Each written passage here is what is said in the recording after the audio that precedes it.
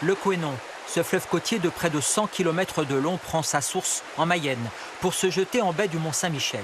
Un cours d'eau essentiel pour les besoins en eau potable du bassin rennais et ses 580 000 habitants, sans compter les industries et l'agriculture.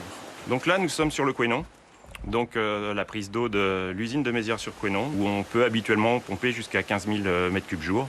Et là, nous arrivons à 6 000 m3 jour.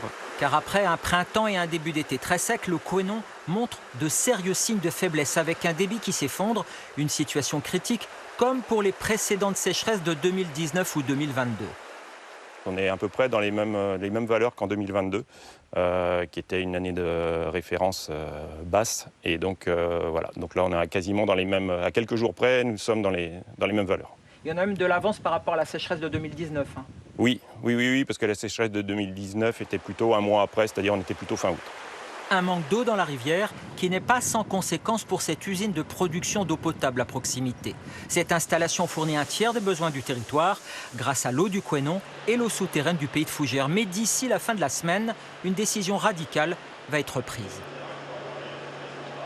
Ici nous avons l'arrivée de l'eau du Couesnon.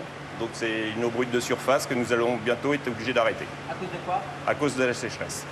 Pour combler le manque, c'est l'eau de ce barrage de Saint-Turial, à 60 km de là, qui sera pompée.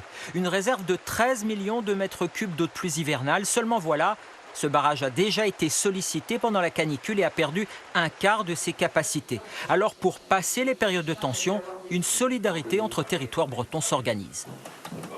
Effectivement, on fait des échanges d'eau avec le Morbihan. Ils nous envoient de l'eau en hiver, ça nous permet, nous, de remplir nos barrages. Et on leur envoie de l'eau en été pour soulager un peu leurs usines de production au moment où ils ont beaucoup de monde et nous un peu moins. Une solidarité qui permet de passer le cap, mais pour combien de temps? Surtout si à l'avenir les canicules se multiplient et s'intensifient.